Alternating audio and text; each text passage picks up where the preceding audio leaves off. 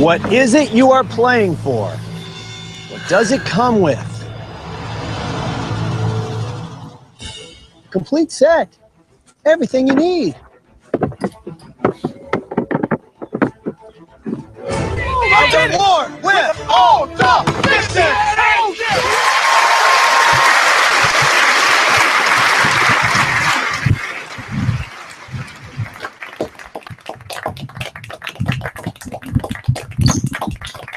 Welcome. Whoa. Welcome. That's whoa. Welcome. Welcome. Welcome. Welcome to Survivor with all the Fixins. I'm Max Dawson, your host. I'm here with our guest, Natalie Tenerelli. Natalie, thank you for having us in your home. Of course. Yes, I just realized we're coming in a little hot over the mics. Yeah. So Will it be okay if we leave it like this? Oh, yeah. Can you hear me? Yeah. I can hear you fine. All right. How you doing? Good. How are you? I'm doing all right. A lot going on in your life right now. Just recently you announced a new show. Yeah. Tell us a little bit about that. Yeah. As if everyone didn't, you're not losing out on me on reality TV this year. So. Well, yeah. I mean, apparently, Survivor's loss is E's gain. Yeah, exactly. So, yeah, right after I wasn't chosen for Second Chance, That's on you guys. That's your fault. I was proposed with the idea that the Clippers dance team was going to have a reality show on E. So took up the opportunity and just been kind of living in that world. Yeah, it's been exciting. And so what is the name of the show? I'm not exactly sure yet. It's going to be something revolving Clippers Spirit, Clippers Dance Squad, Clippers something. But there's a lot that hasn't been kind of shared with us on the production end. And how long have you been working on this? When did this all start? So literally right after Second Chance was announced. I think that was in May. I've chosen to black out that period of my life. I have no recollection, so I'm just going to agree with whatever you say. Right? Yeah, me too. So while you were outside weeping, when we were weeping on the bench waiting for the shuttle bus to take us back to the hotel. Yes. Somebody from E came up and said, "Yeah, let me just lift your spirits right now. You don't need this. We've got a better show. A show that people will actually watch." No, not better. Well, not better. Just a totally different. I mean, I can eat. I'm allowed to eat on this show. I would imagine they probably prefer if you don't, though. I mean, it's not like Survivor where they force you to not eat, but. Yeah, well, that's when you'll see that we're actually athletes. So we do need to, take in the carbs. Yeah. So. And you recently tweeted out that the show will be debuting in, is it January, February 2016? Yeah, should be. I'm not even exactly sure if I'm allowed to be talking about this stuff. Oh, okay. Well, we'll edit this out. Well, no. I mean, it's the good news is there's only 20 people watching, one of whom is Jeff Probst, the other of whom is the president of the E! Network. So Perfect. Yeah, I mean, it's already been like on Variety magazine. There's been E! Put out a post about it. So anything that I'm saying is just what I've seen because I really don't know much information about as to when it should be at the end of February, beginning of March, sometime around that time. Who gives you less information about what you're actually doing, Survivor or the unnamed LA Clippers Dance Squad? I would say show? It's probably pretty even. But I mean, the extremes of Survivor, is a little bit. Well, I just remember when the whole Second Chances thing was going on, I was finding out information from the spoiler websites about stuff that was happening to me. Like people, like Redmond. Like where you're going. Redmond would post, calls are going out today for, informing the Second Chance people. And I'd be like, well, I haven't gotten a call. And then like an hour later, my phone would ring. Very, very strange. Crazy. It's very strange that we were the cast members or the prospective cast members were relying on Redmond to give us information about the show we might be on. See, maybe I should have become a little bit more familiar with that website because I don't think that Redmond that's Survivor on I Twitter. feel like You that follow was him for next one time. of my big issues is like I'm not like I don't get into all the like online stuff or like I just like to watch the show. I love the show. Yeah. You know, and Well, it's you like, probably don't have to. That's you what know. do you mean? What are you trying to say here? Well, I'm trying to say that your fans are not going to vote for you based on what you tweet or what sites you post on or Yeah. anything like that. They're going to vote for you based on do they What do you want to Excuse say? me? I was going to say, do they want to see you get a second chance Yeah. to demonstrate what you can do Yeah. when you I thought are I was a perfect older candidate for this. and when you are out from under the shadow of one of the most dominant players and personalities in the show's history? What did you think I was going to say? I don't know, but Yeah, you had a good answer. I'm good at thinking on my feet. Natalie, of course, and I, we were definitely going to run this thing if we were out there together. Oh yeah, hardcore. yeah, we would have. We were introduced during the run up to Second Chances Mhm. by some mutual friends who were doing a little bit of Survivor matchmaking, inviting people to their home who they thought or knew were going to be in the mix, and that was nice. Yep. So it was a nice opportunity to meet you. I mean, I think ultimately in the long run, we're probably better off having not gone out there. Yeah, I mean, this season is intense, and you can just see like they're losing a ton of weight. The conditions are terrible. I don't know, and there's just so many. I hate it when they have so many change ups in the game. You know, it's like it just loses its like Survivor-esque like feeling, you know, when it's like, okay, well, if the whole entire game is based on luck, it's not fun anymore. Well, that's interesting because your season, you guys stuck with your original tribes to the merge. Yeah. But at the same time, you had this massive game changer of Redemption Island. Yeah. So you guys know about Second Chances, the people who are on that season. You know about what it's like to, and that second chance coming immediately right away. But you on the other hand, you had to wait. You had to wait a few years. And obviously a lot has changed between now and then. So maybe catch everybody up on what has gone down since they last saw you on Survivor. Yeah. Yeah, I know it's a lot to just encapsulate in a nutshell, but like give them the Cliff's Notes version.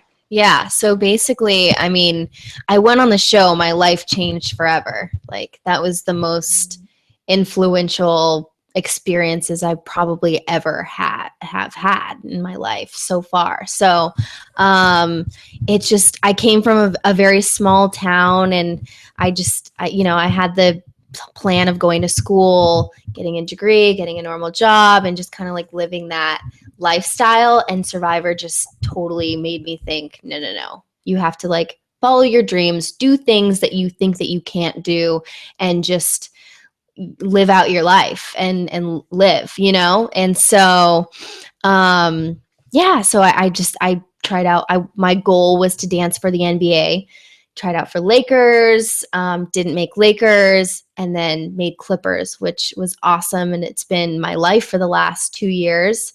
And then now this show. And so that's kind of what's been going down. That's amazing. That's, there aren't that many success stories like that where somebody was inspired by their time on Survivor to chase a dream. You don't think so?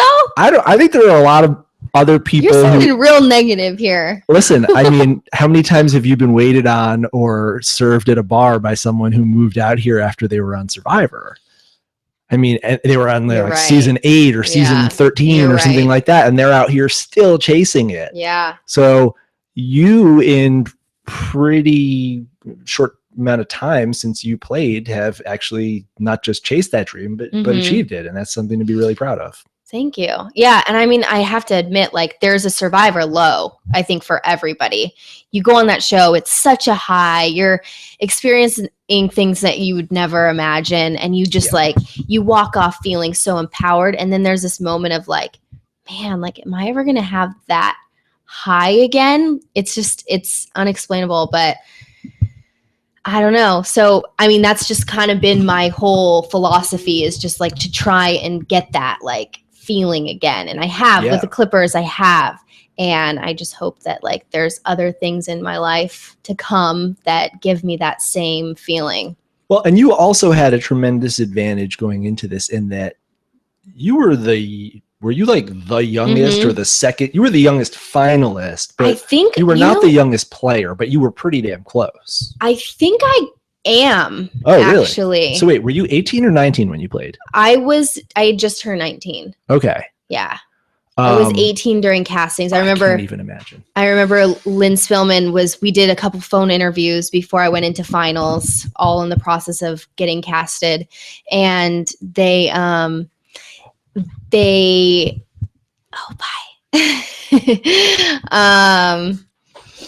so we did the phone interviews, and she finally asked me my age. I don't know why that wasn't one of her first questions, but she finally asked me, and she's like, "Oh, you're 18?" And I was like, "Yeah." And she's like, "Oh, well, And so I thought that was kind of like, okay, we're done. We're not going to have this girl because she's way too young. And the season before me, I think it was Nicaragua, and Purple Kelly and Nyanka had left the game. So I think they were very fearful of having someone like me that's potentially, vulnerable and someone that might quit. I think they were nervous about that. So I remember they had to fight for me to get on the show because they were really scared that I couldn't do it. Well, they had to fight for you, but you had to fight for yourself. So what did you do to prove to them that you could do it? Yeah, it's really funny. So in casting, actually, so we go to the last kind of big interview. You sit with Jeff Probst, you sit with like Mark Burnett, you sit with the whole crew. And I remember Lynn was like, you need to go in there and just be tough as nails. Like, you got to just show them who's boss. And I'm like, yeah, I got this. Like, I'm walking in, sit down. They're like asking me all these questions, and then they come to a topic, and I just start bawling my eyes out. And I'm like, this is just really going over well. I'm done. I'm pretty much done. Wait, I might as well just walk out of the room. What was the topic? Oh my gosh. This is deep, but okay. Okay. Let's brace yourself. Hold on. Let me just hang on. Are you guys ready for I feel like this? there should be like a little buzzer for like, drink your wine. What do I have? Yeah, I don't. What do you got? I have mostly sound effects that have absolutely no relevance. Yeah. Oh, yeah, most of them are Dave Ball. It needs to be like a little clink. Yeah. Okay. Well, how about this? There we go. Perfect. Okay. So what was the topic? Oh gosh. I was in a relationship in high school from the time I was 14 to 19. Hopefully he's not listening right now, but he's engaged and very happy, and I'm very happy. Well, there's a 29 in 200 million chance that he's listening right now. 27 if we discount Jeff Probst and the president of E. Yeah.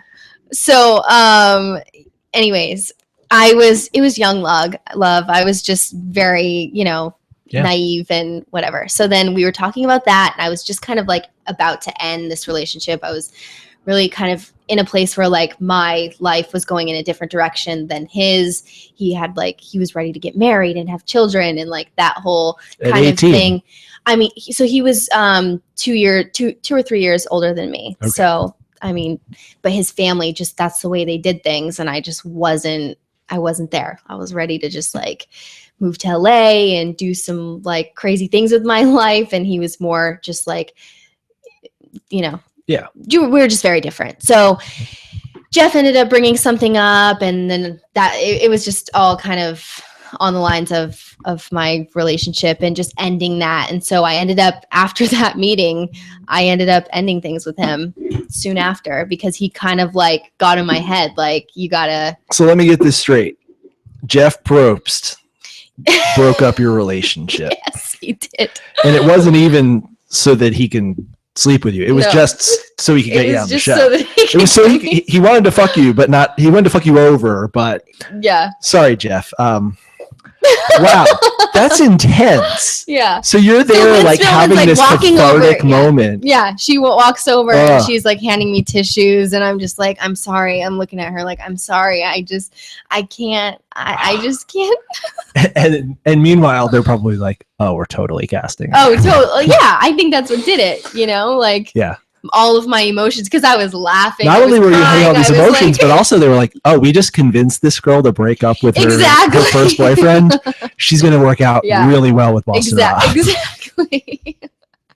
This is a Wow. one-way ticket for Rob right here. But, you know, you grew up in a small town, right? I mean, Mhm. I go to the farmer's market, I see Tenerelli orchards. That's you Yes. guys, right? Mhm. So you guys grew up growing peaches Yeah. and stuff like Mhm. that.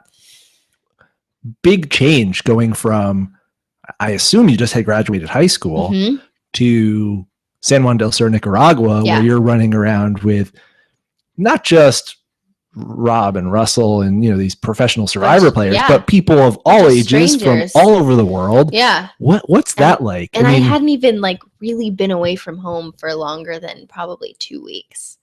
Like I was. and that's something that I think people Very- need to have hammered into their heads. That the Survivor they saw Yeah. you play was when you were 19 years old, Mhm. had never left home before Mhm. for more than 2 weeks. Yeah. You just had a weird Hollywood creep convince you to break up with your boyfriend. Yep.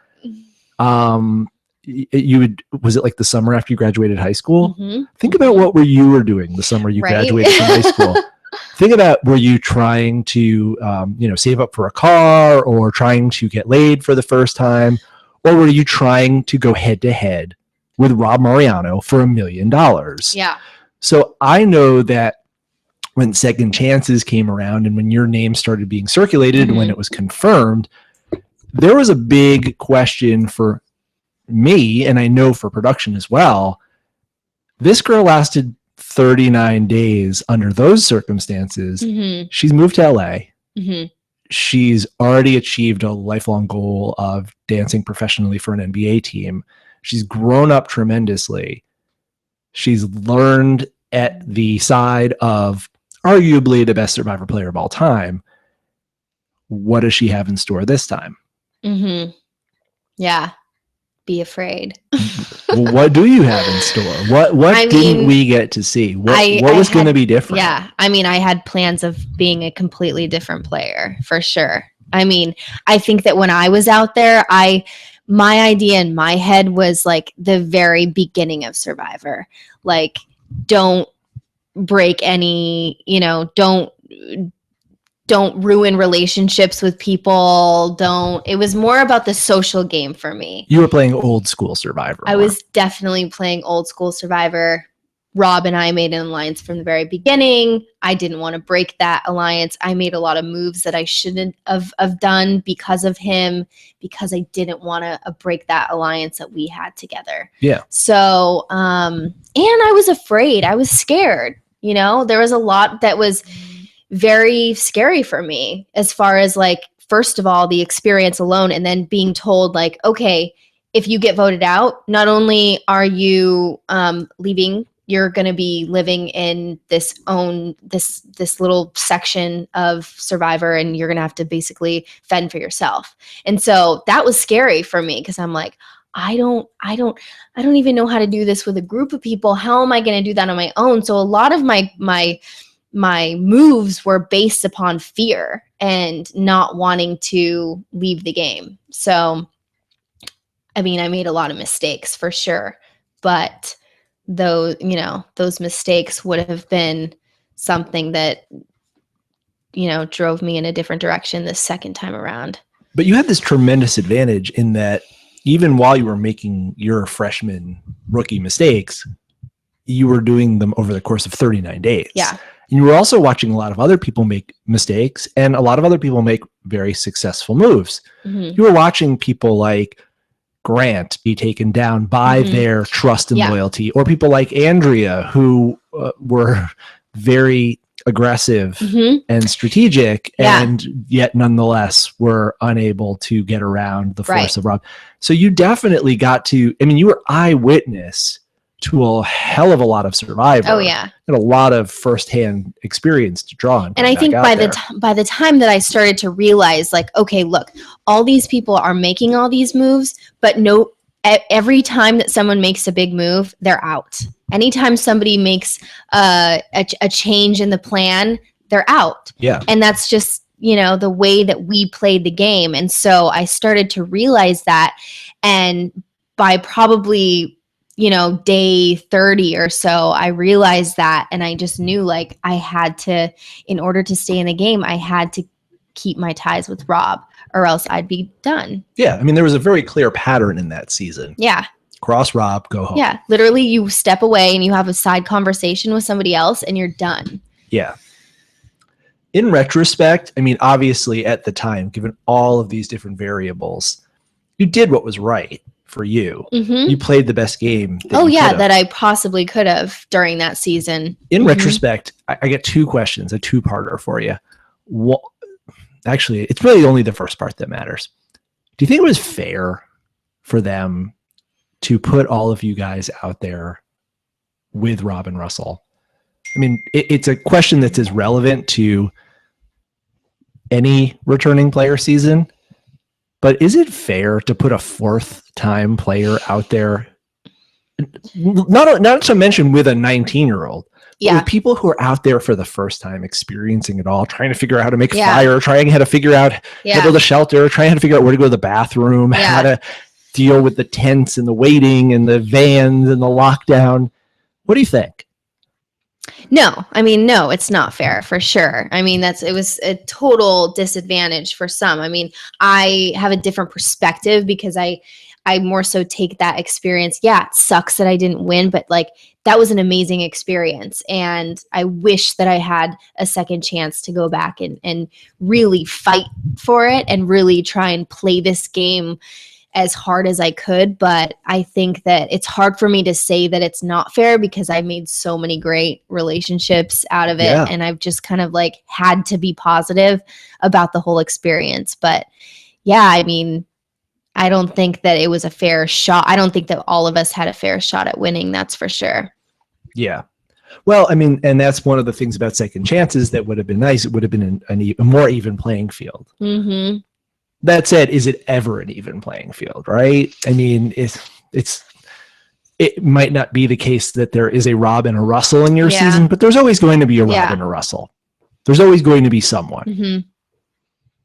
Yeah. I mean, that's what's crazy about Survivor, though, is like you kind of just don't really know who's going to get to the end anymore. It's just like there's a lot of luck in the game. There's a lot of just it's just crazy. Like look at Abby, like she's still in the game and she's wild and crazy and like, you know what I mean? Will she win? Probably not, but I think that Survivor's gotten to the point where like big players and people that make big moves are the only people that win this game. There's no more kind of like winners like Natalie, what was her? Natalie White, you know, or, you know, I'm trying to think of anybody else that kind of won in that Amber, Rob's wife, you know, like nobody really wins for like being a good person and keeping relationships anymore. So that's something that just has evolved as time has.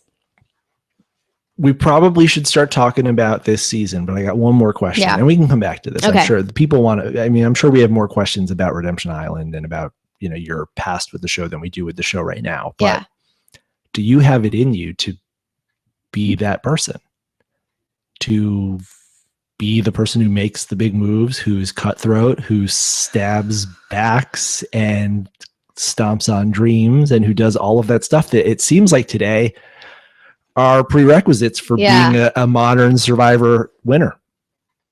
Yeah. I mean, because you're really nice. And I don't mean that as an insult. I mean it as like you're a really nice person. Yeah. Well, let's not answer that just in case for the future. For second chances, second give chances? it away. Second chance, You, me, T-Bird. I can see that. I think all of us would be like perfect for the cast. Like we're all angry, we're mad, we're pissed off. Well, we're like, are we though? Because we've been watching this season and we've been watching a lot of suffering, a lot of misery. Yeah. So perfect opportunity to segue into this season. What have you made of Survivor Cambodia? And I think you have a unique perspective because if memory serves me correctly, and I should remember because I'm the goddamn host of this show, you're the first member of the group that did not get selected that I've had on as a guest. What do you make of what you've seen from that standpoint? Yeah, I mean, it's been I'm sure, I mean, we've both had the same experience of watching this show with a completely different perspective, just kind of like, I don't know if you're doing it, but I'm just putting myself in their shoes and just thinking, wow, like what would I have done? Who would I have aligned with? And like this whole voting block thing is like just really crazy to me, and it's about time that it's happened. I obviously didn't even think about something like that happening, but like no alliances. It's just very strange to me, and I don't know, everyone, it seemed like they were coming into the game with alliances, so then now this voting block thing is happening, and it's just I don't know if that's like it's just like a word for like masking what's going on. Yeah, I mean, I'm not so sure how much I buy it. I mean, I don't know for certain, but it seems like, having watched, it came out of the mouth of Stephen Fishbach, and it seemed like it came out of Stephen's mouth as a way of explaining and justifying why people or why sub-alliances were breaking and flipping. Makes total sense. I mean, it gives an excuse for we're going to vote you out. We didn't have an alliance. Exactly. We were a voting block. It's just for tonight. And that's, I think, one of Stephen's strengths in the game. And of course, it's genius. I think that's a great idea. If you can change the conversation, change the vocabulary, suddenly you no longer have betrayed an ally. You've just morphed into a new voting block. Right. I mean, it's not unusual for there to be sub-alliances, for there to be a 2 within a 5, and that 2 at some point to break off and do something different. You know what I've thought? At the end of the game, like when they are pleading for the win, do you think that there's going to be an element of figuring, like, did they play a second chance game? Do you think that's going to be part of, like, did they evolve from their exactly? Because, like, say Joe was in the final 3, he couldn't really say that he did anything different because he didn't really, right? Like, I mean, I think that the narrative of the season, or the narratives of the season, have very much emphasized that. Totally. So that's what, to me, I think, like, that should be an element that should go into play when it comes to picking a winner. Did you change up what you, obviously you've had to have, if you're, if you weren't in the top 3 before, but like how, and like, I think that would be, I feel like Jeff should like really have them explain their second like what they did, you know what I mean? Yeah. Well, that should be a big part of it. Well, what do you think? Who do you think has changed versus who has repeated history? And that can include people who have already been voted out.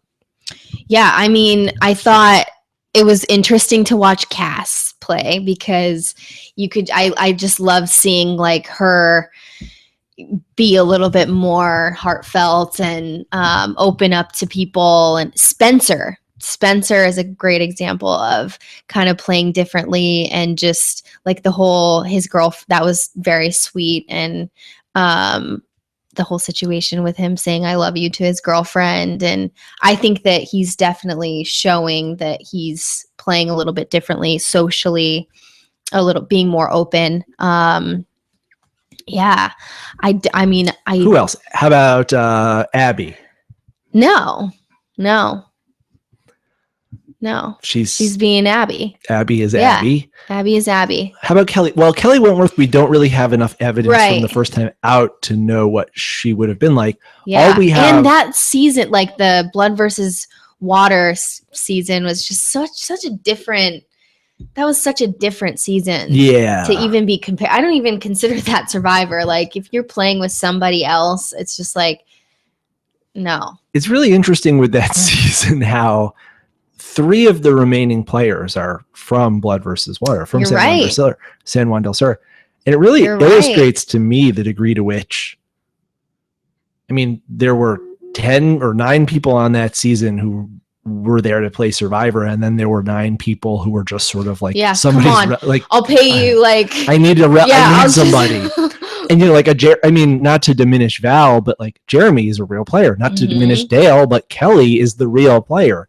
So it is true when you look back at that season, it's hard to take it seriously when we see the mixture of people who really are good at Survivor. How many people actually? I mean, there's Vitas. There's how many people from that season? Vitas and Sierra from the first Blood versus Water, and then Kelly, Dale. Keith and Jeremy from the second. Really interesting. I had Stephanie Valencia. Yeah, the 2 of you. And for my season, me, Joe, Shireen, Mike, Carolyn. Who, looking at this cast and looking at this season, apart from thinking about who's changed and who's repeated history, who did you going into this who actually got to play, so not the people who didn't make it, who would you have liked to have played with? Wait, out of the people who actually made it, the 20 who made it, who were there any people who you had thought about or talked to about the possibility of playing with them? Yeah. So Vitas and I were talking quite a bit, which obviously wouldn't have been a good dodged the bullet there, being that he was out unless first. you like the private yoga lesson. Aw. No, that talk about a bad edit. Yeah, so him and I probably would have played together. I mean, it's just crazy to like really put yourself in that position, because one person could just change the entire dynamic of everything, you know? Right? Abby could change the entire dynamic of everything. Yeah. As she has so many times during the season. Yeah. And so who else? I mean, I probably didn't do as much pre-gaming as most people did. I just wanted to keep my options open and just kind of like be like a true player and just walk in and start the alliances and start the voting blocks when we started the game, which that's probably the old Natalie, but that didn't get me the $1 million. But still, there was just a part of me that was like, I just feel weird about like really making these strong alliances before we even get there.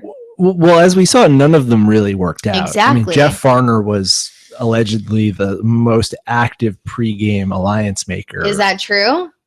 Well, yeah. In the lead up to the season, there were all sorts of interviews and videos with Varner where he's like, I'm with Kelly Wentworth. I'm with Kelly Wigglesworth. I'm with Shireen, but I'm also with Andrew.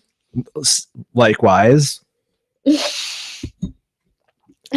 Thanks, Jeff. Right? But how did you have this conversation here? Let's have, hold on a sec. Let's see if I can do this. Let's see. We could play with the. What's this? I'm going to try to. We're going to do a little improv game here. I just need to get the sounds. Okay. Do I have a telephone sound? I don't have a telephone sound, but I have a.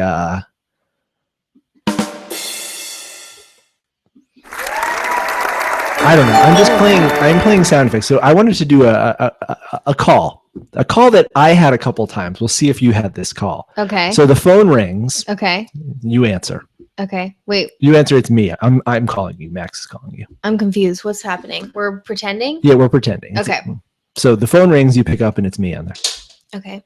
Hello. Hey. Hello. well, hello. Hey, what's going on, girl? What's that? What's going on? Not much. Just hanging out. Yeah. You excited about this second chances What thing? is? Oh my god.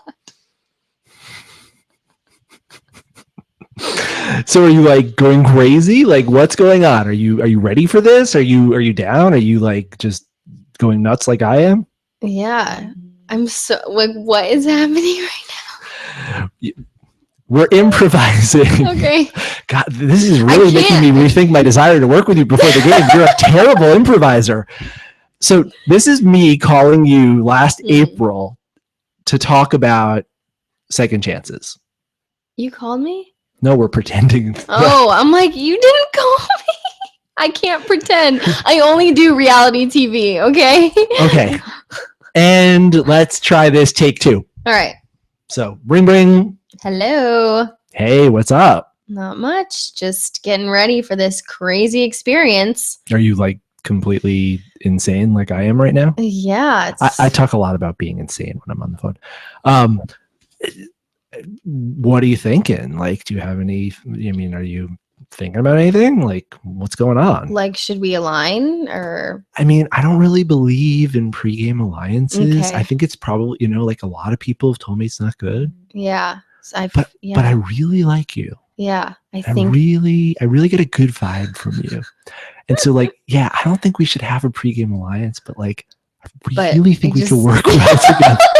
Did you have this conversation with anybody? I had this conversation so many times. It's like, I really like you, but I don't believe in pregame alliances. But like, if you and I are both out there, man, I really like you. You know what I'm talking about? Yes, I know exactly. Okay, and scene. All right. Hey. Cheers. Clink. Okay. So yes, the pregame alliances, I was the same. I was having a lot of those conversations, but I was very much of the opinion that the best option was to just establish relationships with as many people as possible. Yeah. Let them know that you're. Rob told me. Well, Rob said. What did Rob? This was a big question. Yeah. Did you talk to Rob beforehand, and what did he tell you? Of course. I would be a dummy if I didn't. Yes, we had a few very long conversations about what I should do and how he felt that I should play and pointers and one of the things that why not? One of the things that he said was probably stay away from the pregame alliances, which really, yeah, that's what he said. So do as he says. What else did Rob have to say? Did he have any advice about or any thoughts about specific individuals or about not what so to much? expect? He knows that like I would say like I'm a pretty like intuitive person. Like I'm able to kind of figure out people.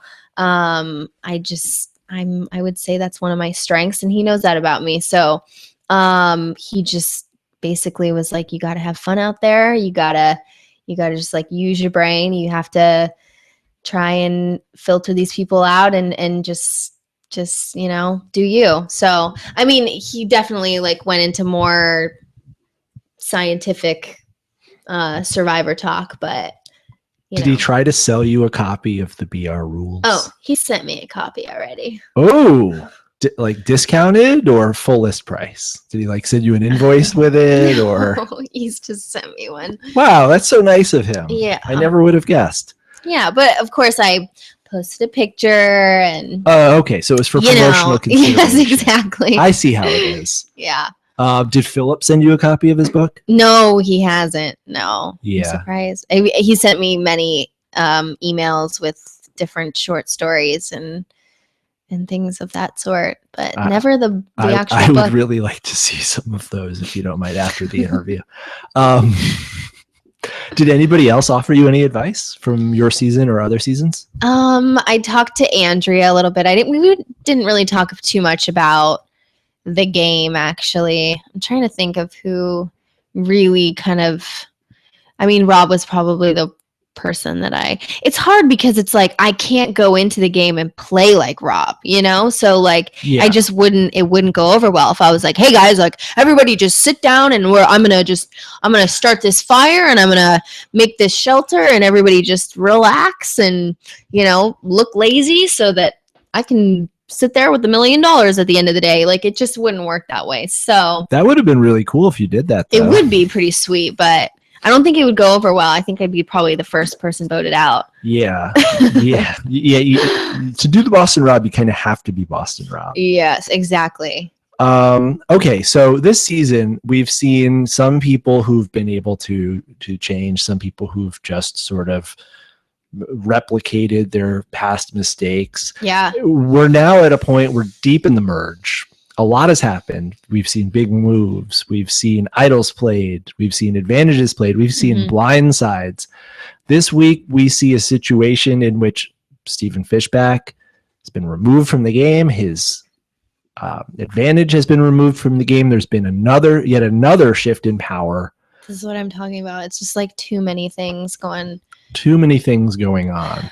It's like even the smartest player could just lose. You just like, it's all luck. Well, I don't like it. And it's also these conditions. So yeah, how have you felt watching the castaways struggling with the weather? I mean, as a viewer, it makes for a good episode. You see the struggle. You kind of want that. Like, I know I do. I'm kind of sick in the head, but like as a player, you want to go out there and kind of have a miserable time and make it look tough, right? Like as a player, you do? Yeah, I mean, oh no, I want it to be like that respect at the end of the day. Like, wow, like you just did that. No, you know, I want it to be like a drought where it never rains and it's just like 70. But that's not fun, and that's not like a Survivor ain't fun. Going on a cruise is fun. Playing golf is fun. That was a great line. I don't know about you, but I watched those last few episodes with the rain, and I texted some people and said, "Oh yeah, I'm good with having not gone on this. Like, yeah, this alone." Not that I say that now, but it's like I know the feeling of misery. It's like I think it's Remind me, did you guys have bad weather in your season? Yeah. It rained every night. What months were you there? I was there from, we left in August and we were back middle of September. That's so funny. That was the same for us, and it rained like 3 days. Really? Yeah. It rained every night for us. We played on the same beaches as you. That's crazy. They really made use of that space in Nicaragua. We were actually, my starting beach was your merge beach. The shitty beach with the rocks and the big like rock mountain. And we would frequently joke amongst ourselves that if we were not careful, we would, if like we're like digging a hole for something, we would stumble upon where Philip Shepard had pooped or something like that. So like, careful. That could be like Philip Shepard's fossilized poop or his like 5 years buried ago. Underwear or something. I mean, that would have been pretty cool. Yeah. But it was funny to, having been a fan, to be on that beach and be like, oh my God, this is where they did all that stuff.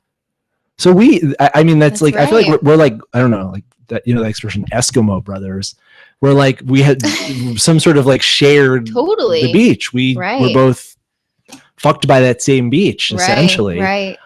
Nasty beach. That merge beach sucked. No, it was not. My mom was there for a day because my mom came out for the family visit, which is my favorite episode every single time. I'm so excited to watch. But so she was like, this isn't like what I see on TV. Like, where's the white sand? Yeah. Where's the coral reef? It was so hard to like get clean, or like you see all these beaches and these amazing like clear blue waters that people are bathing in, and it's like that's we have like piece of garbage. Cake. I didn't even want to get in the water. I'm like, I'm just gonna sit back and just smell my pits because I'm not getting in the water right now and getting dirtier. Like, yeah. It was not, no. Yeah, Nicaragua. That was something I was really excited about with Cambodia. Like it looked like Survivor. It looked like Survivor. But looks were deceiving because it ended up being some really, really rough conditions. You think you're up for that? Like you could have dealt with that? I'm not saying that I doubt it. I'm saying that for myself. I just know going in, it's like you put on your big girl pants and you're just like, this is gonna be a nightmare. I think I left my big girl pants at home. I mean, I had it so easy. Granted, I only played 14 days, so I didn't really have to suffer that long. Right. That's right. No, you should have said like, no, 14 days, that's a long time. Like you're supposed to be like trying to make me feel better about this. Not like, Oh yeah, that's right. You are a pre-merge boot. What the But fuck? see, no. Why am I talking to you? Hold made- on a second. Let me text somebody who actually made the jury. No, you made Julie, it. can you believe it? I'm talking to a pre-merge boot. You probably didn't get past like the misery, because I think there's a point where like you're just starving, you're miserable in the conditions, and No, then I know what you mean. you know you reach a point where you're like, okay, Misery is my new normal. Yeah, this is Yeah. it. This is just where I'm gonna be for. I felt like I had kind of gotten to that point before we swapped tribes, where you're just like, oh, this is my life. Yeah. I get up, I boil water, I get wood, I sit in the shelter, I try to sleep, it doesn't work, we get tree mail. Like Yeah. you just like get used to it. Yeah. And then something changes, and then suddenly you have to readjust. Right. I'd say like day 9 was like really tough. Like as far as like starvation and just like feeling like the headache coming in, the lightheadedness, missing the fam, missing comfort. I know that the big concern during your casting was that you were a quit liability. Did you ever even think about it out there? I mean, think about it. Yes. I think everybody thinks about it. Like, oh, wouldn't it be nice to just walk away and grab a Snickers? But like, as far as really considering it, no. Yeah. No. So back to this season, we start this episode, Fishback's out. Jeremy is on his heels. Tasha and Jeremy have just linked back up after the previous vote in which Tasha goes against them to vote for Steven. They've tried to reconsolidate. They think they've got Spencer, they've got Kimmy, and then suddenly they've got the rug pulled out from under them. What do you see right now as being, how do you see at the start of this episode, what do you see as being the sort of like the balance of power? Who's in charge? Who's running things? Yeah, I mean, it's hard to know with these blocks and whatnot. But yeah, Jeremy seems to be pretty in power, I think. What do you think? I don't know, because on this season, it seems I write the power rankings for Gordon Holmes at Comcast, and I watch the episode and then I write the power rankings and I say, oh, Jeremy's clearly in charge. And then Jeremy's getting completely blindsided and they vote out Steven. Or I write, oh, Sierra has totally taken control of this entire thing. And then she goes home. She's out. It's such an unpredictable season. Totally. And I think it all has to do with these voting blocks. Like, it's just, you can't really get, and that's another thing with watching Survivor. It's so different and almost hard for me to get into, because it's like you don't see everything, you know? And it's like hard for me to like not try and like overanalyze everything and go like, well, are they trying to like make it look like these people are close and they're really not, and like it's sometimes really hard for me to watch the show because I'm so kind of like trying to like really go into everything and figure things out on my own. Yeah. What do you think at this point is the way forward? Is it to try to gather together the Keiths, the Abbies, the Kimmys, the people who are sort of floating? Or is it to go with, like how Spencer is making a final 3 with Tasha and Jeremy? Is it to kind of say, let's go with the players? Yeah, it's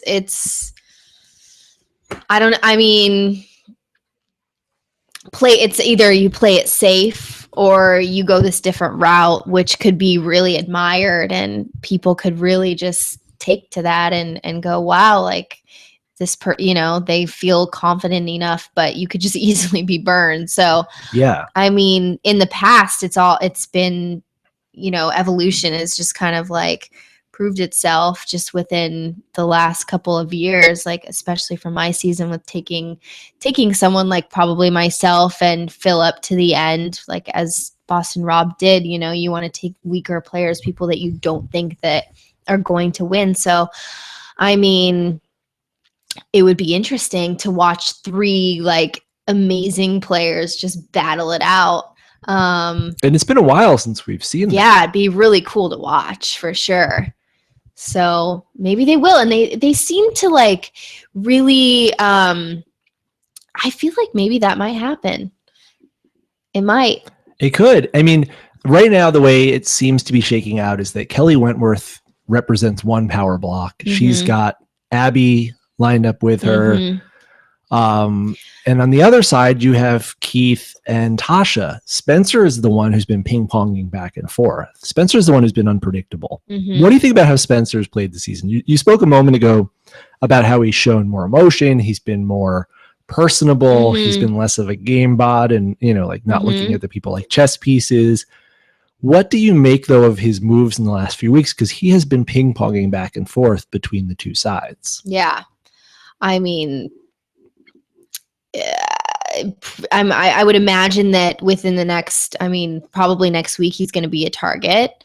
It's hard to say, hard to imagine why they haven't been targeting him recently. Yeah, right? You got to think Spencer's got a good shot of winning. Yeah. And maybe it's to the point where like people are nervous that maybe he has idols or he's got like, that's my guess as to why, because he's sneaky, so I don't know. So there's Spencer in the middle between Kelly and her floaters and Jeremy and Tasha, who are, Tasha, not to say that she hasn't been moving back and forth, but in terms of the style of play, she's more aligned with Jeremy than she is with a Keith or an Abby or something like that. Let's talk a little bit about Abby. We've mentioned her before about how unpredictable she is, how difficult she's made many people's games. Abby at this point has to remind you a little bit, just at least a little bit of someone you played with, someone whom I would imagine many of your fellow tribe mates and castmates saw from very early on as an ideal person to be sitting up next to at the end of the game, and yet who probably tested your patience every day and made you question whether or not it was actually worth it. Yeah. I'm talking, of course, about Philip. Is this comparison between Abby and Philip in any way relevant? Yes. Okay. Well, I don't know. I haven't played with her, so I don't really know the full Abby. But it seems to me like the rest of the players are feeling the same way that we maybe felt about Philip.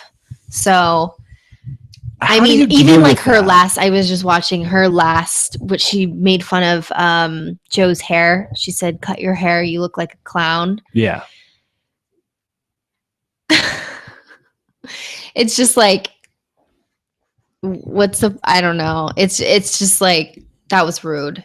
What do you do with someone like that? How do you deal? How do you deal? They're on day 30. I'm particularly good at dealing with people that are obnoxious, but I can see on the other side how some people would get pretty just annoyed with her. I don't know. It's interesting because it's already been brought up that like, Joe had said like, why don't we target Abby? Because Abby's going to be everybody's pick to go to the top 3 because she's not going to win. And that's a good point. It's definitely a good point. Abby looks like she's guaranteeing herself in the final 3. So Joe's approach is putting the bug in the ear and just having this idea, which is totally true. But that's a really tough decision to get people to make, or a sacrifice. Give up a goat in order for a more deserving player to get into the final. Totally. And it goes back to what we were talking about. Are they going to take people to the end with like respect and the people that are amazing players and that have made big moves, or keep with what's been kind of going on and taking goats? So now you said you have a strong ability to deal with people who are difficult. Can you give us an example of one of the ways in which you coped with having this responsibility of maintaining relationships with Philip, of working with him, in spite of everything that's going on, knowing you need to keep him in the game, he's your alliance's ticket to the end. So, I mean, Philip would do obnoxious things day in and day out. And I think there was one moment where I was like, dude, like, this guy's got to go. Like, I went like, he confronted me about something. Oh, we were talking about how many calories. Oh my God, this is so funny. We were talking about how many calories that a normal person should consume in a day. And he was saying that men should consume, I think like maybe 600, 700 more calories than a woman. And so Ashley Underwood and I both were just like looking at each other like, he was basically making like the point where like we should be eating more than you guys, and right thus now. I should get extra rice. Exactly. So crispy rice. We were just like, are you kidding me? And we kind of gotten into an argument, and like I just remember I jumped, like this is the first time that I probably showed any emotion about Philip, and I jumped off of the shelter and I just like started like walking towards the beach, just like going off in my own little world, because I'm like, I cannot deal with this guy. And then that's when Ashley came over and she's like, you gotta just stick it out. Like we gotta just keep him here. We can't just get nuts right now. So did you and Ashley have any plan to possibly shake things up? Maybe you, Ashley, and Philip go to the end, or but so Rob had an idol. Yes, he did. So that was something that they didn't really, I don't know if they, I forget. It's been so long. It's been 5 years. Can you believe that? Yeah. And they didn't really show that. I don't think they really showed that he had the idol to make it kind of look more so like we weren't voting him out because we were just kind of under his spell kind of a thing. But like we were very fearful of that idol and didn't know what he was going to do with it. So, I mean, we talked about it. I think all of us were just thinking that we were going to the end with Rob. So yeah, there was no reason to. But it was a package deal with Philip, and for these people now, I would imagine they just like Kelly, for example. Kelly's thinking, and it seems like Kelly and Abby actually get along quite well. They've had absolutely no strife that we've seen, but you imagine she sometimes just has to say, okay, deep breath, grin, and bear it, and you will be $1 million. Yeah, it's almost like if you can watch it as like just entertainment and not be involved in it, then you're fine. But the second that you're involved and it's like about you, then that's when it's like, oh, this is a problem. And that's so challenging out there to just let things roll off your back, to not care, but watch someone do something wrong. Oh yeah. And to say, I know they're doing that wrong. I know the right way to do that. It's going to make my life a little less comfortable. I've got to just hold my tongue. Yeah. And you think hard. you think it would be easy knowing that like you have certain amount of days left. You know what I mean? But like when you're under those conditions and you're just like in this weird headspace where every minute is painful. Yeah. Yeah. Okay, let's switch topics slightly. You mentioned before he whose hair is clownish, Joey Amazing. Yes. What did you make of Joe's season and especially Joe's exit episode tonight or last night, excuse me? I mean, I think that just proved to you like he didn't really change up his game at all. And I don't know, maybe playing with him you'd have a different idea about that, but I just feel like he just went in there strong and being a big part of camp life, being a big part of challenges and just like giving it his all. Like I almost like wish that he would have just like taken a step back and kind of like maybe when he fainted, like maybe he should have pretended like he had this major injury and like couldn't perform in the next couple challenges or like do something. But I just think he is so real and he's so like he's a stand-up dude that he just like couldn't even it's an easy observation for many people to make, to say, oh, he should have just lost challenges. Yeah. But there's something in Joe's blood that doesn't. It's the very quality that makes him win challenges that makes it impossible for him to not give it his all. Even when, as we saw last night, it could cost him his health. He still goes as hard as possible. Yeah.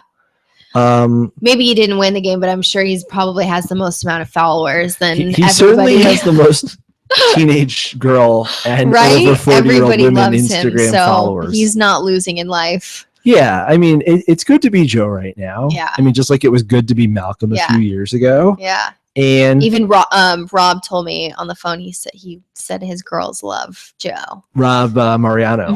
That's hilarious. Yep. I wonder if I could see him getting annoyed.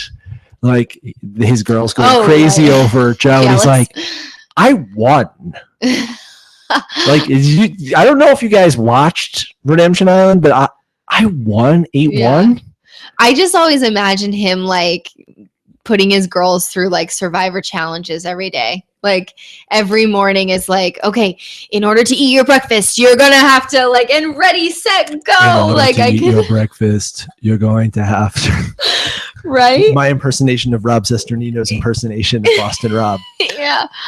That's hilarious to think about. It's also hilarious that they have 4 daughters.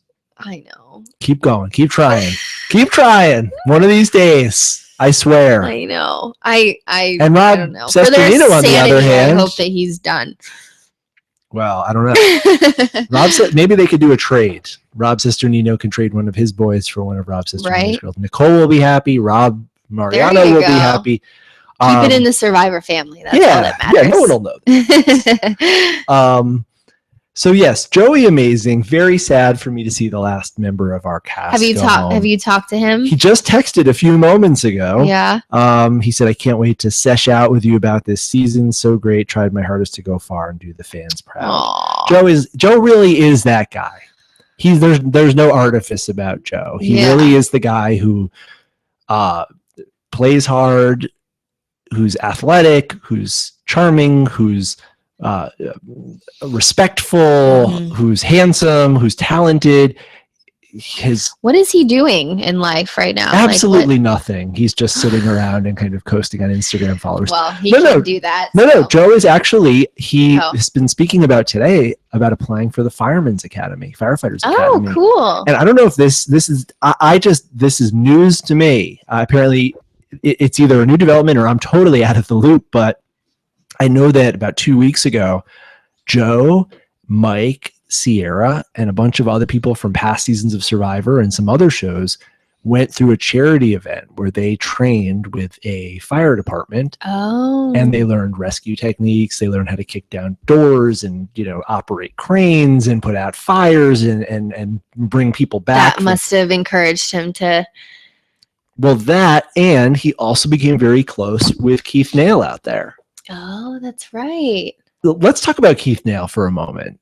How does Keith do it? Wait, isn't Jeremy's as a well firefighter too? And I asked this question on Twitter last night. I said, how is it that Keith is such a beast in the challenges? He's retired. So he's in his I remember last season we realized, or 2 seasons ago, Keith and Jeff Probst are the same age. Are they really? Yeah. How fucked up is that? That's funny. This is what somebody who's 50 whatever looks like in Los Angeles, and then in LA and lower Arkansas, what somebody looks like. Botox. I'm just kidding. I didn't say that. Whoa. No, I don't think Jeff has done any work, but no, of course not. No. We had an incident with Jeff Probst. The tribal council that I went home, we were sitting around at camp a few days before or after we had swapped, and we were talking about Jeff, and Shireen was like, I can't believe like his face. It's like he doesn't look like he's a day over 30. Yeah. And like Jen was like, yeah. And then we just were going around and around, and it got back to him. It got back to Botox, and then it got back to him. And during tribal council, no, Shireen said something and he made a face. You're not supposed to talk at tribal council if you're on the jury. No. This is when this was the tribal council I got voted out at. Oh, okay. Shireen said something and Jeff made a face and Shireen said, "What's that?" And Jeff said, "What do you mean?" And she said, "What's that face?" And Jeff said, "What face? What are you talking about?" And Shireen said, "I don't know, Jeff. You just made a really big weird face at me when you said that." And he said, "Maybe it's the Botox." Oh my God, that's and funny. You could have heard a piece of bamboo drop. We were so freaked out, and we realized in that moment that our entire conversation had gotten back to him. Yeah. And we were just like, and Jeff stared at us with his frozen face. And then it took us a while. Well, he sort of did. He said it with like a twinkle in his eye. Yeah. Like he was like, "You fuckers, like, don't you forget that I hear and know everything." That's so funny. But Rob just texted me, actually. It's funny. Rob Mariano? Mm-hmm, he always sends trying me to one up me because Yeah. I just had Jody Amazing text me. Yeah. I mean, like, kind of, I don't know, probably cooler.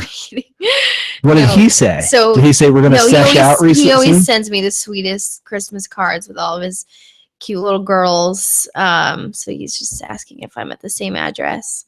Nope. If he wants to know my address, do you want to? Here, we'll cut the mic so I give it to you.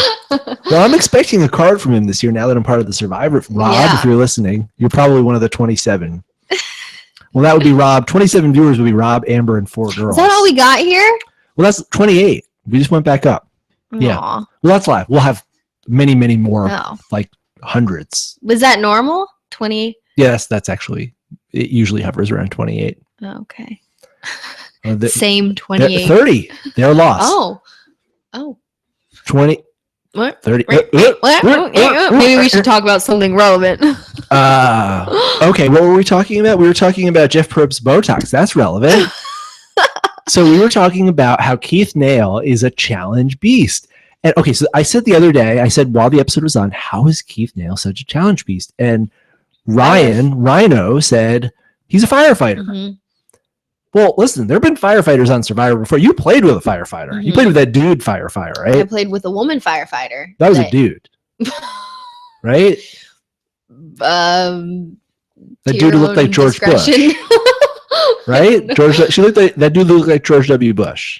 Oh my God. Jules or something like that, right? Yeah. So my mom made me a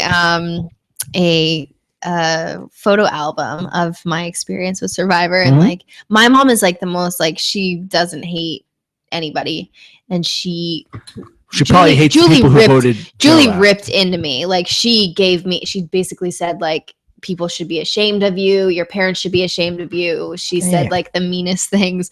So in my Survivor album, my mom got these little devil stickers. And every photo that Julie's in, she has the devil horns. Oh my God. Well, the devil horns and the man face, the combination of the two must be a really... Yeah. You might want to get the photo album out and show it on. You want to see? Yeah, I do. Yeah, all right. This is worth it, guys. Believe me, this is worth taking a break. While Natalie is working on that, it's an opportune moment for us to invite you guys to subscribe to the On the Block Podcasting Network on YouTube. Follow me on Twitter at FYMaxwell, to follow Natalie at Nat Tenerelli, NATTENERELLI, to keep an eye out for Natalie's yet unnamed LA Clippers Dance Squad reality show. Right, here she is. Okay, hold on a second. We're going to need to... Okay. Here she is on the edge. Okay, so here we are. Oh, that's the dude I was talking about. Oh my Okay, God. so here it is. This is the scrapbook that Natalie's mom made for her. And let's see. We've got I don't everybody. think she watches these things, right? She's probably over it. Actually, she's my #1 subscriber. Let's see. We got Francesca Hoagie, one of my favorites, Christina Carroll, Ashley Underwood, Andrea Belkey, and then here we have Julie Wolf with the little devil horns. Now, I don't know if we can see this up close. We're going to move this up to the camera. Okay, can you guys see this? There we go. Oh my God. my mom. Just let Like that my mom sink in is the for a sweetest moment. lady. Like she just made me this whole adorable book, and she put devil horns. And they're on her on every page. Let's find them. No, wait, I don't know. Is it just this one? She probably, yeah. Let me see. So you played with a firefighter. I don't know. Jeremy's a firefighter. She's not in any other pictures. Keith is a firefighter. Keith is amazing at challenge. I think Keith is. I personally think Keith is one of the most gifted challenge competitors. Oh, that's a good one. Does that have the devil horns? No, I don't think there's any other pictures there. This There's is my pixelated butt. Oh, let's see that. Yeah, first episode, they pixelated my booty, which like Philip's junk was hanging out in every single episode, and then they pixelate my little cheeks. Like, I think they base that on kind of like what you want to see. They pixelate out what you don't want to see. Can you see it? Hold on. Wait, on which side are you? Right there. Oh, ooh. Let's see if we can get closer in. There we go. That's a nice bathing suit. It looks delicious. Oh my god. Oh my god. So this is an amazing scrapbook. Yeah. I love when people have scrapbooks and stuff like this. Katie Gallagher, who was on the Palau season, showed me her journal from casting where she had drawn pictures of all the people. God, I have the same thing. Yeah. All my descriptions of everybody without meeting them. Okay, can you get that? Oh my god, really? Is it easy to find? I want to. All right. This is like show and tell. Survivor show and tell here. This is why you guys bear with us for all these hours of nonsense on Survivor with all the Fixins. That is actually the name of the show. I never mentioned it at the outset. It's only an hour and 15 minutes in, and now we're finally saying the name of the show. But here we are at the home of Natalie Tenerelli. We've just looked at her scrapbook with the devil horns and Julie Wolfe. We're now looking for her Survivor casting journal, where we'll get to see what Natalie thought of some of her fellow cast members before she had a chance to actually meet them. So, as I said before, subscribe, follow on Facebook, follow on Twitter. We don't have Facebook here. Okay, here she is. She's back. Some of it is so dramatic. Okay, let's hear some descriptions.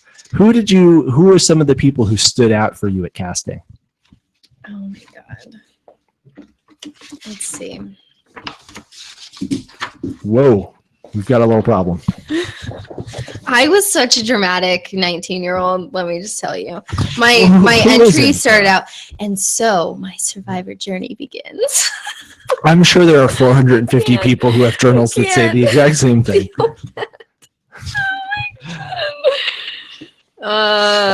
Shoot, I might have written in a different one with. Is this your actual? Oh, here we go. Okay. Oh, okay. Okay, we have blonde, crazy body girl. So that was Ashley Underwood. Crazy body, as in crazy, like insane, like she had a sick body. Oh, not that she's crazy. No. Sweet Southern blonde. So that was Andrea. She's not crazy? She's not. I wouldn't say she's like super, like sweet isn't her. She's amazing. I love her, but her sweet is not her word. Black, bold girl. I don't know why I said that, but she just seemed like intense and that. So that was Francesca. Blonde, long hair guy that I said that I'm not interested in. Like, what? Well, you just wanted to make that clear. You wanted to remind yourself. So you were not feeling the Matt Elrod. No, I don't know. Sweet brunette mom who was not sweet. That was what was her name? Why am I blanking? She was Christina. Christina, yes. Christina.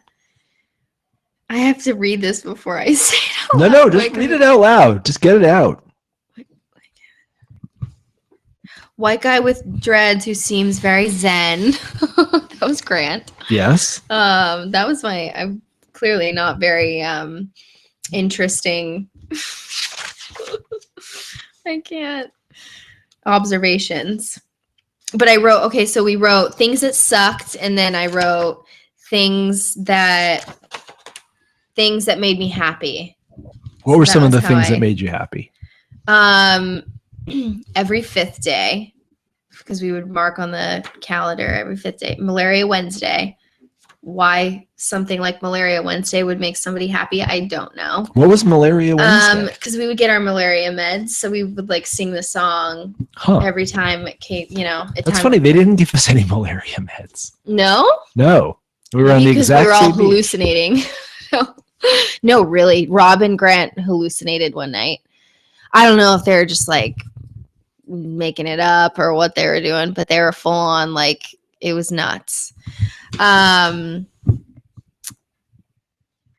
Sunsets, sunset tea at Ometepe, fireside chats, Nicaragua Nightly. So we'd have Nicaragua Nightly. That was like our we would sit by the fire and like sing songs and make up. We would just be silly. Singing, storytelling by Rob and Grant, rant. Playing games in the shelter right after tribal council when you knew you made it through another night. Cutting squares, which you guys can just imagine what that is because I'm not going to say. Marking the calendar. Talking about food. Slow down. You said you're not going to say something? One of my enjoyments was trimming Ashley's armpit hairs. Yeah, we saw that. Wait, what is cutting squares? It's a secret. Well, here's an opportunity for you to get it off your chest. What could feel better? Cutting squares. I'm going to imagine this has something to do with the toilet. Am I right? Maybe or maybe not. Okay, do you not want to talk about it? What do you think it is? I mean, like, I think squares of toilet paper or something like that. You're making toilet paper out of something. Mm-hmm. You're right. You're making it out of Philip's undergarment. Portion of the blanket. You're using the blanket.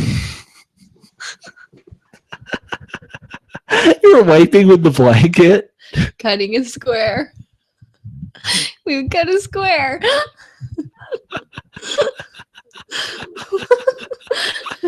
He's like, why is my blanket getting so small? Wait, was it somebody? Was it a specific blanket? Yeah, we just his side. So we just started to. Wait. Because we got these like burlap patches of fabric. So I sewed them all together. That was like my one contribution to the whole tribe. It's my sewing skills. So I sewed this whole blanket together and then just realized that rather than using a plant, which you don't know what's going to happen, you don't know if it's poisonous or it's not. Yeah. So we just started cutting little tiny squares off the blanket. But you were cutting them from the area where Philip lied? Yes. So you were taking the blanket. Because one giant blanket, and he always was on. He would call this. Okay. Let's break it down. So I want to know about. He would be on the end of the group in the shelter, and he would always say, "I'm on the rail. I'm on the rail." When I don't know what that means. What do you mean you're on the rail? So we just I don't know. There's so many things that he would say. Like, what else did he say? That's when you just enjoy like his comedy. You know what I mean? Yeah. Like, and just. So wait, you're taking from the side of the blanket that's by him, and he's going to bed and he's saying, "Why is the blanket getting smaller? I have less blanket to cover me." Not knowing that it's being used as toilet paper. That's so funny. I just imagine him being like pulling the it doesn't even cover me anymore. Yeah. I'm on the rail. Whatever that means. If you're listening, please tweet with the hashtag I'm on the rail. I feel like all of my castmates would be so upset with me for sharing all these details. Well, none more so than Julie Wolf. But Yeah, what else? Oh, it's just funny, like what, when you're out there, like what really makes you happy. Like plucking Ashley under the armpits. No bumpy van rides. Oh my God, those Like- van rides. Oh, so Ashley and I would like have dedication night to somebody. We just like chat about like a person in our life, and we would just like go on and on about this person. I'm sure cameras were like, all right, great. It's person of the night. But So these would be it's just, people like, from back home. yeah, we would just like chat about like You'd be like, somebody. Let me tell you a little bit about the boyfriend that Jeff Probst can break up with. Right. Oh, that dude's going to be sorry when he sees this. Yeah. Wow. All right. Let's wrap up our discussion of Survivor Second Chances and Yeah. get to some of the listener questions because we certainly have Let's a do lot. that. Who's sitting pretty now? Who do you see is in a good position going forward? Well, it just depends on what they decide on doing as far as bringing people that are weak to the end or bringing people that are respectable players in the game. So I don't really know, honestly. Like I couldn't even make an educated guess. You don't have someone who you've got your eye on who you think's got what it takes to pull it off at this point? I mean, they've been showing a lot of Jeremy. I feel like Jeremy is kind of a big part of the season. He's really kind of gotten a lot of camera time, and maybe he might be someone that's in that top 3. I'm thinking.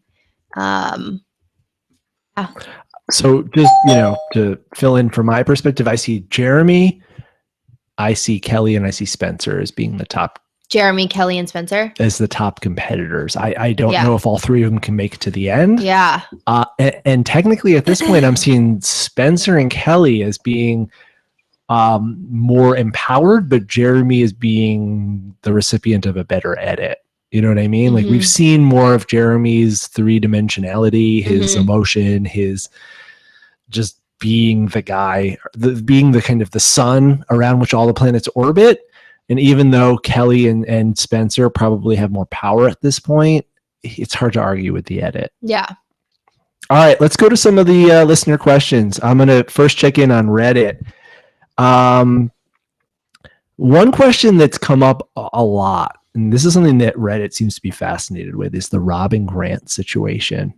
And this is from Grant and Rob, which I don't know if this is a novelty account created to pose this question, but ask Natalie if she knows if Rob and Grant are still not talking, since I know she's friends with both post-show. She knows the real reason Grant was so mad at Rob. Was it because of the vote or something else? Or was it a combination of the vote and something else? This is terrible grammar. This is like one long sentence. Did he become resentful of Rob when he realized he would have won the game over Rob if he weren't voted out? Or something else? Do you know the Rob and Grant situation? People are looking for insight into that. Yeah, I wish I could give an answer. I mean, I don't think that they still speak to each other. I don't think they have a relationship. And no, I don't know. I mean, I don't know if it's more than what we kind of saw on camera or with the show. So I wish I could give a better answer, but you'd have to ask Rob and Grant themselves, I guess, to get something more. And I don't think that either of them would share. You're a bad liar. So I'm sorry. You're a terrible I really liar. don't know. You know. Okay, you don't have to tell us. I'm just saying you're a bad liar. I know. I when really you and I don't play know. again together, I mean, I think I'll that if know it was when you're something lying. deeper, I mean, I don't know. I don't know if I don't know. I really don't. Well, It's a really shitty situation because both are amazing people, and you would imagine that at some point something's got to give, and you would forgive, especially with Grant being like the yogi that he is. You know, you would imagine that forgiveness is something that he kind of lives his life based off of, and so I don't know. It's got to be something really, really big that none of us really know about. I don't know. Well, here's another Grant-related question. This is from Helen Ted. Ask Natalie why she didn't try to go to the end with Grant and Phillip instead of Rob and Phillip, since the common consensus is Natalie would have easily beaten Grant and Phillip. Debatable, but yeah, I mean, Grant was kind of like a Joe, like a very just friendly dude that everyone kind of wanted to be around, but he was also very to himself. Like, he would leave camp often to just like go meditate, and he never really had a conversation with me, or I don't think anyone else, about alliances. Or I think that mostly he was just kind of like locked in with Rob, which was like very strange for someone like him that you would think would be like a little bit smarter, to think like maybe I shouldn't align myself with somebody who's such a power player. But so he never had a conversation with me, and I never really either. had a conversation with him either about alliances or strategy. Okay, so you bring up that he was going on these long walks to meditate. Yeah. Is that code for something else? Oh, he was by himself. Yeah. I know Vince, when I had looking Vince for on, idols? What? Looking inside oneself for something. Oh. Vince told me he had worked something out with production where he had a code word. He was going to go for a long walk, and that meant he needed to be alone. So I'm wondering if meditation was Grant's way of like, he's going to go meditate. That's his way of saying he needs to like have some private alone time. Yeah, maybe. I mean, yeah, I don't think that he had like a code word or anything. I think that Grant's a pretty like, he played the game with integrity, and that was his kind of way of playing. But yeah, I mean, I respect the dude. I think like he's happy, and I think, I don't know, it's just crazy. It is crazy to see something so, it is a game, it's Survivor, like for something like that to come out of this where like they don't even speak to each other. It's really crazy for two adult, you know what I mean? Like, yeah, two grown. That just goes to show like that's what this game does. Like it's very intense, and it's very emotional, and it hits you at a spot that like, it's vulnerable. So, well, to that subject, some people have asked, have you maintained contact with any people from the season besides Robin? Mm-hmm. Yeah. Rob, of course, Ashley Underwood, Mark Wood now. She's married. She has a baby, which is crazy. She would talk about her at the time boyfriend every single night. Jeff wasn't successful in breaking up that relationship. He didn't break up that relationship. No. I talk to Andrea all the time. She's actually doing a charity event in the end of January. I'm hoping to try to make that. Oh, in New York? Mm-hmm. You'll be attending. Did you get invited to that? I did not. Well, Andrea. Thanks, Andrea. Maybe she needs to extend the invite a little further. But I did hear about it. I have some friends who I know who will be attending as guests, not as participants. I've spoken to some fans who were going to be who are going to be in attendance. Anyone else? Julie Wolf? Julie Wolf is my bestie. No, she's not. After tonight, there might be some Julie Wolf. Yeah, no, she actually apologized to me after the finale. Oh, that's which nice. Was, I think, well deserved. Thanks, dude. Oh my God. As if this isn't enough, like, to make her feel, you know what I mean? Like, I think she's. Well, she might want to take back that apology at this point. She might have had you right the first time that you were actually a horrible person. Yeah, she I don't thinks know. I'm awful. Who else do I chat with? Maddie, I see him every once in a while. He kind of like comes around. Matt Elrod. Wyatt Nash? Yes. Wyatt Nash. Yeah, I don't know what his name is anymore. Yes. I don't know what his name is. Yep, and that is about it. I mean, with like social media, I feel like we're all friends because we all like each other's posts, and we're all just, all up in each other's business. But as far as like really a real relationship, probably Ashley, Andrea, Rob. Still talk to Philip all the time. I mean, I see him a bunch anytime once finale comes around. Anytime you're on Montana Avenue, you see Philip. Right? Skating on. Did you ever have that happen? No, I haven't. Does he legitimately hang out there? He legitimately just cruises Montana Avenue. Yeah, like there's a restaurant if you ever need to meet up with Philip, I'll tell you the restaurant. Is it Pete's Coffee? Because that's what he would tell me. That's mornings, and there's a place where he goes in the evening. I know the evening spot. Gotcha. I've seen him there like a half dozen times. People had some questions about second chances. One was from, hold on, I'm trying to locate that. Well, actually multiple people, one from Aaron Black saying, how would you have changed up your game? You kind of addressed this earlier, but do you have any specific thoughts or specific moves or anything that you were working on or planning on or plotting?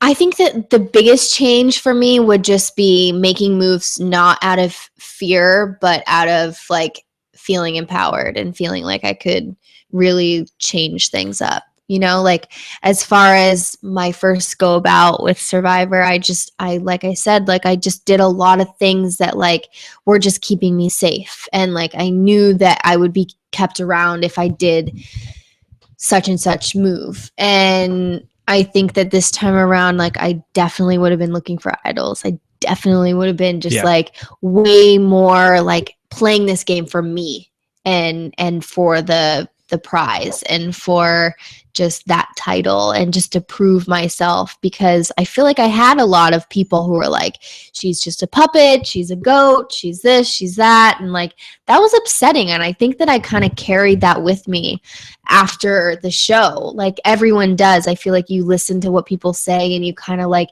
it, I had to get over that hump, and I felt like being on the show a second time around would have really helped me to kind of like defeat that and like just prove myself as like a strong woman that could just like make all these moves and just be out there for me and not for the sake of, keeping my alliance. Or a few months later, having not had that opportunity, do you still feel that need? I mean, I'm definitely bummed that I didn't get the chance to go back. I definitely like was affected by that. I was pretty upset afterwards, but no, I mean, I think that in other aspects of my life, I can kind of show that and really like prove myself. It's not that I need to prove myself, but I do feel like that's been something that I've struggled with because I did the show so young and I was at such a vulnerable age. And I think that like that really clicked in my head. Like, wow, like maybe like I can't like speak for myself, or I can't be that like strong person. And I think that just, in everyday life, I've changed that. Yeah. And that's one thing that it's important for everyone, both people who play the game and people who watch the game, to keep in mind is that you get your second chance whether you play the game or not. Oh, totally. You get a chance to correct those mistakes, to learn from what you did out there. Yeah, whether it's on a TV show or not. Exactly. And you have an opportunity to build on and grow from the experience that you had while playing Survivor. Right. And it might not this next time be captured on television and watched by 10 million people a week, but in your own case that you've proven to yourself that you do have the ability to make those decisions, to be proactive, to be the Boston Rob of your own life. Right. And it doesn't necessarily mean that you need to go back on Survivor to prove that to anyone. You've already proven it to yourself. Right. And that's the most important thing. Are you still interested in playing again, even though you now know, even though you have since been a part of another show, even though your career is going in so many different directions between the E! Show, your involvement with the Clippers, and other projects you're working on? Yeah. Do you still feel the itch? I do. Like, I feel like I couldn't say, if they asked me to come back, I couldn't say no. That's relative to like what's going on in my life and just, you know, with this whole new show. And if that takes me somewhere else, then maybe no. But like, as far as if the opportunity presented itself, I think that it would be pretty difficult to pass it by. Turtle and Zone wants to know, would that be the case even if you had to do a fan vote again? Oh God, that was rough. It was. I mean, I don't think that would change my mind. Like, I'm not afraid of being, I think that this experience alone has like humbled myself even further than normal, but I that wouldn't turn me off. It would be another go about. It wasn't exactly fun, like to have to like promote yourself and really try and like win over the fans. That wasn't easy.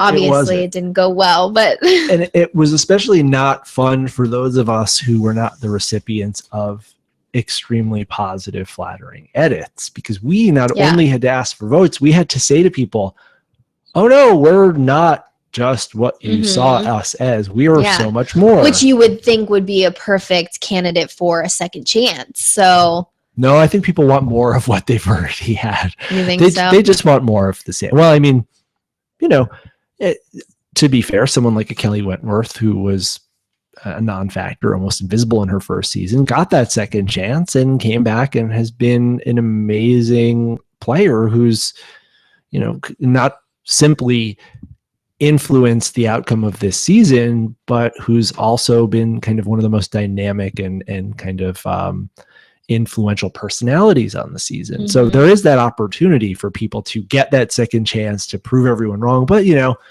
for the most part, people wanted Cass to come out and be Cass, and Spencer to come out and be Spencer, and Joe to come out and be amazing. You know what I mean? Like, they wanted, that's what returning seasons, people, to a certain extent, they want to see change and growth, but they really want to see Abby going completely batshit crazy and driving everyone nuts. Totally. You know, from my standpoint, the fan vote was tough because you're groveling, you're begging, and the fans, it resulted in this real sense of entitlement where fans were like, you didn't respond to my tweet within 20 minutes. So fuck you. I'm not voting for you. Yeah. And it's like, I'm sorry, I was working.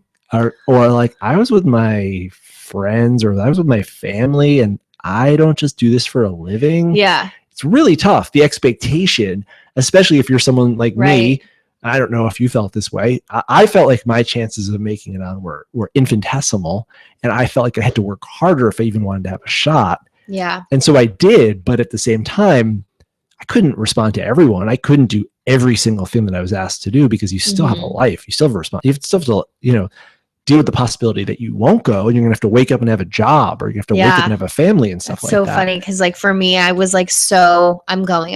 Like there was no room for me to like even think that I wasn't going. And was that just sort of like that was like positive thinking? I think that was just like a tactic to like survive out there, because if I wasn't positive that I was going and I did get that, okay, you're in the top 20, I would have been like not ready at all. So see, I just approach all of this with like the complete negative, cynical mindset. Like, no fucking way. And then I'd get, Max, come on down. I'd be like, fuck, I'm not ready for this. I didn't even get a cat sitter. Oh my gosh, cat sitter. How many cats do you have? I have 2 cats. Do you? I do. No, I'm lying to you. I have like a Where are your cats? I don't have cats. Dog? I don't like cats.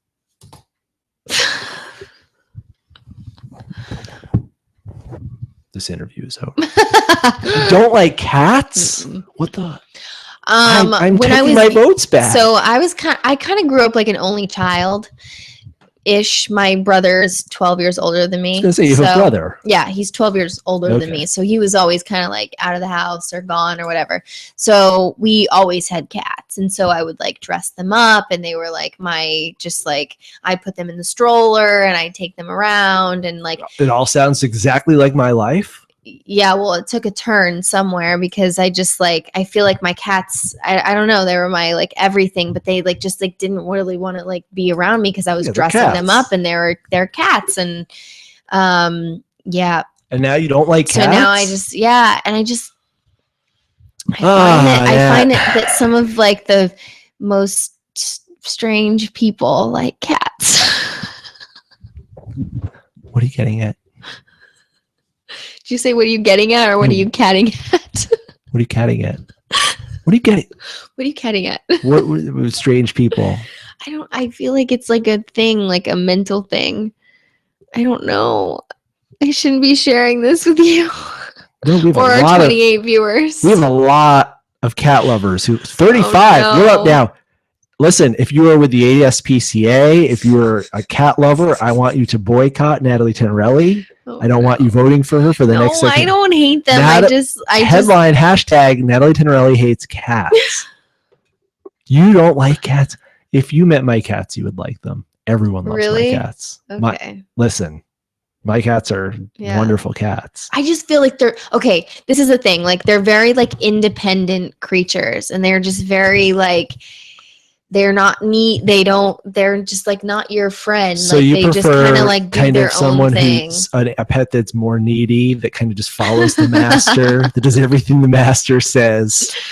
Yeah. That follows the master all the way to the end. Like a Boston Rob. And then sits next to the master and lets the master take all of it.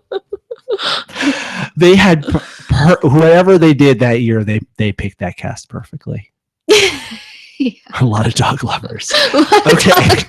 All right. A thing that we like to do. We have a few things we do before we go. Let me pull a few things up. One thing we like to do here on Survivor with all the Fixins, and by we I mean me. We like to play a game called Would You Rather, in which we confront our guests with pairs of scenarios. Yes, your last pairs of scenarios in which you get to choose between two really equally unappealing options, survivor-related options of things that you could do, and you have to choose. And I have some help with this from my friend Ariel Peralta, Ari Ferrari on Twitter. Make sure you follow Ari; he's great. Okay. The first one I wanted to know is: would you rather listen to an audiobook of the BR rules read by Philip Shepard, or an audiobook of The Specialist, the Costa Rican job, read by Boston Rob? Wait, say it one more time. Would you rather listen to the audiobook of the BR rules read by Philip Shepard, or an audiobook of The Specialist, the Costa Rican job, Philip's self-published novel, read by Boston Rob? I'd say the first one. So I'd rather hear Philip talk about the Boston Rule book. Okay, you rather hear Philip reciting Boston Rob's book. Yeah. Okay. Mm-hmm. Controversial choice, but we'll go with that. What would you do? There should be a third option of driving a nail into both ears, but would you rather have David Murphy represent you in court, or David Murphy propose marriage to you at a Survivor finale? Oh my God. Of course, represent me in court. Okay. Your call. You might be going to jail. Oh, no. Okay, would you rather date a man named Matt Elrod, or not date Matt Elrod, but would you rather date a man whose name was Matt Elrod, or a man whose name was Wyatt Nash? Oh my God. Right? Well, I mean, I guess he's doing his job, because probably Wyatt would be a little bit more like interesting. Oh, yeah. Right? So you're saying I think he's I mean, yeah. Okay. Matt, Wyatt, I don't know. Okay. I mean, it wouldn't make a difference. Taking the safe route. Would you rather help Ralph Kaiser shave his man sweater? Oh my God, ew. Or help Philip Shepard clean his pink underwear? Oh my God. I would Oh, that's disgusting. I mean, Ralph, you're like Yeah, cutting through the back hair, or with Philip, you're like, you're No. I would definitely Scrubbing. be cutting Ralph's hair. okay. Again, another bold choice. Okay, you are Who comes up with these? you, me, and my friend Ari. Okay. This is one you're you're involved in the Los Angeles Clippers organization. You're also a member of Survivor Redemption Island, Mm-hmm. both of which have been known to have problems with racial issues. Mm-hmm. Would you rather? Oh no! Would you rather have to listen to Steve and Philip play race card at Tribal Council, Yeah. or have Donald Sterling yell at you for bringing a black friend to a basketball game? Oh my god. The second one would be worse. Okay, so Yeah. you're gonna choose. So, Yeah. Okay. Very good. Another related question: would you rather kiss your dad on the lips like Joe did last night? That was a little weird. Was that not a little weird? No. Listen, the Anglin family, they're very close and very loving. But he said that he wasn't very close with his dad. So that's like, listen, you get bold, you make a move. Make big moves. he said that his dad wasn't very affectionate with him. And then all of a sudden they're making out. Well, would you rather have that happen, or...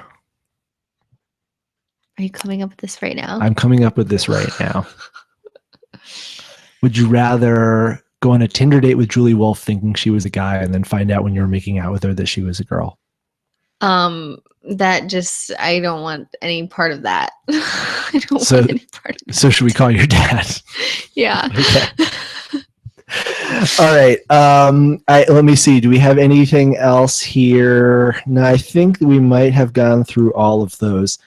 Well, that brings us to these are your notes here. Can we just take a look at this right now? I don't even understand any of this. It makes perfect sense. Yeah, it's just great. You can see Wyatt Nash, Yeah. David Murphy, Yeah. Donald Sterling. That's what I do while I'm doing the interview. ladies and gentlemen. Gotcha. It's Okay, we have one final section of the podcast, and it's one of our signature sections. You're not going to be able to hear. Actually, you know what? Here, put this in your ear, or put it near your ear if you're grossed out. My ears are clean, I assure you. Okay. This is a section that we do every week. It's called Your Mother's a Whore. And I'll just actually play the intro. Yeah, your mother's a too. Let's try that again. You got it in your ear? Wait. Just put it to your ear. All right. Yeah, your mother's a too. Whoa! Oh, that's what goes in the ears. All right. Third time's the charm. You ready? All right, I'm ready. Yeah, your mother's a too. Whoa! Whoa! Okay, no, I didn't say that. You said that. No, this is Your Mom's a Whore. This is a segment whereby, hearkening back to Dan Foley from my season, who said to Rodney, "Your mom's a whore," and came to regret it. Yeah, okay. At the finale, what does that even mean? At the finale, when Jeff played the clip back and made Dan explain himself, and then played the raw footage. This is where we pick a moment from the previous episode, or a person more specifically, who did something they're going to regret for the rest of their lives.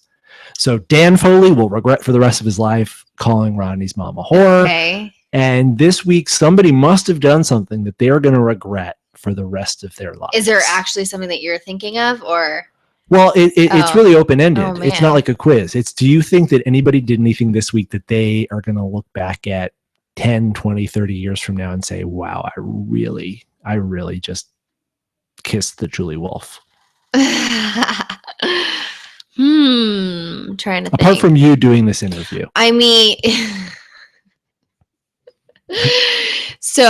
I would say the first thing that came to mind was maybe that make out between Joe and his father. But I think they were looking back at that. I don't think they there, but probably... I couldn't think of anything else. So that was the first thing that just came to my mind. What do you think? You know, I'm starting to think that maybe Spencer might have made a big mistake. Spencer flipped over away from Tasha and Jeremy and voted with Kelly and the rest of her group to get Steven out. And then You're he talking about immediately gameplay. You're not. well, no, it could be like gameplay. something- No, it could be Okay. either. You know, like it could be that Andrew Savage wears that hat every week. I mean, like that's clearly out there. Oh, I got it. Oh yeah. All right. Abby saying. Oh, so Abby at tribal council saying that Joe looks like a clown with and his then he's hair. moldy. She's What does that mean? You probably know moldy. I don't even know the hip slang. What right? did she say? She he said, was "Joe, good. you're moldy." Moldy. Is that something that young people say? I've never heard of that, but I'm everybody's moldy on Survivor, right? I mean, at day 30, I would imagine you're we're pretty. all I mean, moldy, day 14, we were pretty moldy. right? Maybe so. She's maybe saying like Joe smells. Oh, Yeah. don't we all like? I think that Abby has Joe doesn't look already. like someone that would smell. Well, looks can be deceiving sometimes. Do you know? No, I mean, Smell? I never was on the same beach as Joe. Joe, do you smell? Joe, can you please get Joe, back to us? Can you please send us a? We've had great results with actually calling out to Joe during the podcast and having him respond to us. One time we asked him why he didn't have any armpit hair. Well, let's talk about his armpits further. Joe, do you smell? Do you if smell if you're moldy? listening, please get back to us. You know, I think Abby's already started to regret that. I've seen already online some people have posted screenshots of the hundreds of messages from prepubescent girls who are like attacking Abby for saying that. Yeah. I think you got the right answer. I was thinking of it in terms of like Spencer might regret the fact that he went from being in the majority to being in the minority and kind of throwing in his lot with Jeremy and Tasha when he could have been with Kelly and the rest of them and sort of like had, apart from Kelly, he's got a group of people who are pretty easy to manipulate. But yeah, Abby might in the long run regret having said something against Joey Amazing. I mean, in terms of like fan base, he's got a pretty big fan base. Oh, yeah. And they're feeling pretty burned. Totally at this regret point. that. Yeah. Well, you know, we've been going for quite a while at this point. I'm 2 hours, in fact. Oh, wow. Has it been 2 hours? It has been. It's funny how you lose all track of time when you drink a bottle of wine. Right. But this would be a perfect time for us to stop. Anything that you want to share or plug before we wrap? I mean, obviously, we've got the E-show coming up in 2016. We've got your Twitter, Nat Tenerelli. Yeah, I think you shared it all, but... Anything else? Any other projects? Anything else you want people to check out? At this point, no. Just been kind of wrapped up in that show. So hopefully that'll be, you know, at the end of February, beginning of March-ish area. So... We'll keep an eye out, and we'll also keep an eye out for future Survivor season. Oh my God, would you go back? You're seeming real negative. Like, I'm feeling really negative. Yeah. At this point. At this point, I have things nightmares about having to go back. I'm like, I have dreams where Jeff is like, Max, you're going back, and I'm like, please don't make me go back. Please don't make me go back. I think that means you're done. I don't know.